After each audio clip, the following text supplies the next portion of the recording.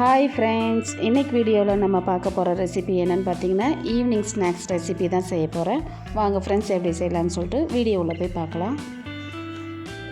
First இந்த recipe செய்யறதுக்கு அரை கப் கடலைப்பருப்பு எடுத்துருக்காங்க. கூடவே அரை கப் அளவுக்கு காராமணி எடுத்துருக்காங்க. இப்போ நம்ம தண்ணி சேர்த்துட்டு 2 மணிலேருந்து 3 மணி நேரம் வரைக்கும் நல்லா ஊற வச்சு எடுத்துக்கலாங்க. இப்போ இது ஒரு 3 மணி நேரம் கழித்து நான் எடுத்துருக்குறேங்க. பாருங்கள், இப்போ நல்லாவே ஊறி வந்திருக்கு.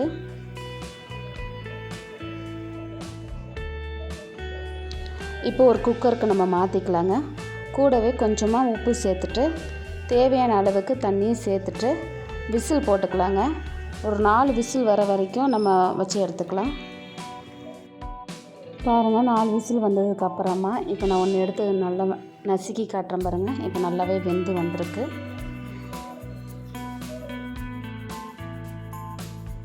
இப்போ ஒரு கரண்டி வச்சு நல்லா மசிச்சுக்கலாங்க.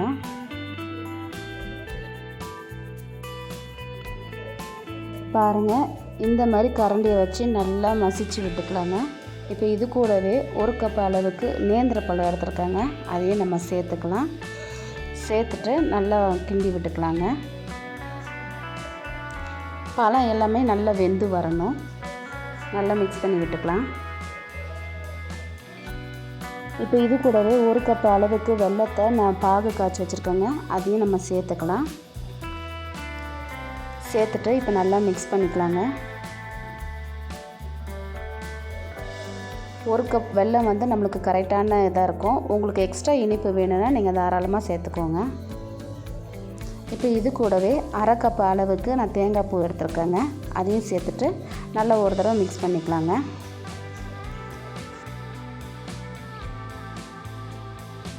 இப்போ இது கூடவே கொஞ்சமாக ஏலக்காவை தட்டி வச்சுருக்கிறேன். அதையும் சேர்த்துக்கலாங்க, நல்லா வாசனையாக இருக்கிறதுக்காக.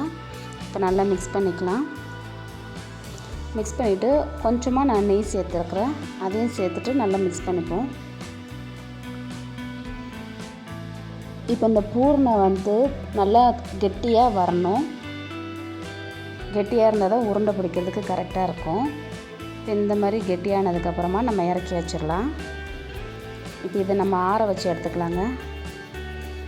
இப்போ வேறு ஒரு பாத்திரத்தில் 2 கப் அளவுக்கு நம்ம வீட்டில் ஆட்டி வச்சுருக்கோங்களே மாவு, அதையும் நான் சேர்த்துருக்குறேங்க. கூடவே கொஞ்சமாக உப்பு சேர்த்துட்டு நல்லா மிக்ஸ் பண்ணிக்கலாம். பண்ணிவிட்டு ஒரு 1/4 கப் அளவுக்கு பச்சரிசி மாவுங்க, அதையும் சேர்த்துட்டு நல்லா மிக்ஸ் பண்ணிக்கலாம். மாவு வந்து நல்லா கெட்டியமாக இருக்கணும், தண்ணியாக இருக்கக்கூடாது. பாருங்கள், இந்த மாதிரி கெட்டியாக இருக்கணும். பாருங்கள், இப்போ நல்லா சூடு ஆறுனதுக்கப்புறமா நல்லா கெட்டியாகிட்டுருக்கு. இப்போ இதில் சின்ன சின்ன உருண்டைங்களாம் நம்ம பிடிச்சிக்கலாங்க. இதே மாதிரி நம்ம எல்லாத்தையும் ரெடி பண்ணி எடுத்துக்கலாங்க. இப்போ நம்ம ரெடி பண்ணி வச்சுருக்கோம்லங்க இந்த உருண்டையை, அதை ஒன்று உள்ளே சேர்த்துட்டு இந்த மாவு எல்லா இடத்துலையும் படுற அளவுக்கு நல்லா உருட்டி எடுத்துக்கலாங்க. பாருங்கள், இந்த மாதிரி ரெடி பண்ணி வச்சுக்கலாம். நான் வந்து இன்றைக்கி பனியாரக்கல்லில் தான் செய்ய போகிறேன். முங்குற அளவுக்கு நம்ம எண்ணெய் ஊற்றிக்கலாங்க. ஊற்றிட்டு இப்போ ஒன்று ஒன்றா நம்ம போட்டு எடுத்துக்கலாம். ஸ்டவ் வந்து மீடியம் ஃப்ளேமில் இருக்கட்டுங்க, அப்போ தான் கரெக்டாக இருக்கும்.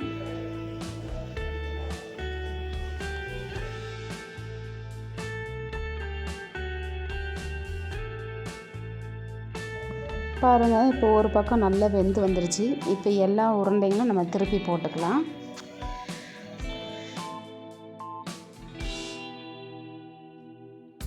பாருங்கள், இப்போ வெந்து நல்லாவே ரெடி ஆகிடுச்சு. இப்போ நம்ம எடுக்க ஆரம்பிச்சிடலாம். ஒன்று ஒன்றா வேறு பிளேட்டில் நம்ம மாற்றி வச்சுக்கலாங்க. அவ்வளோதான் ஃப்ரெண்ட்ஸ், இப்போ நம்ம ரெடி பண்ணி வச்சுக்கின ஸ்நாக்ஸ் ரெடி ஆகிடுச்சு. இந்த வீடியோ உங்களுக்கு பிடிச்சிருந்தா லைக் பண்ணுங்கள், ஷேர் பண்ணுங்கள், கமெண்ட் பண்ணுங்கள். மறக்காமல் நம்ம சேனலை சப்ஸ்கிரைப் பண்ணிக்கோங்க ஃப்ரெண்ட்ஸ்.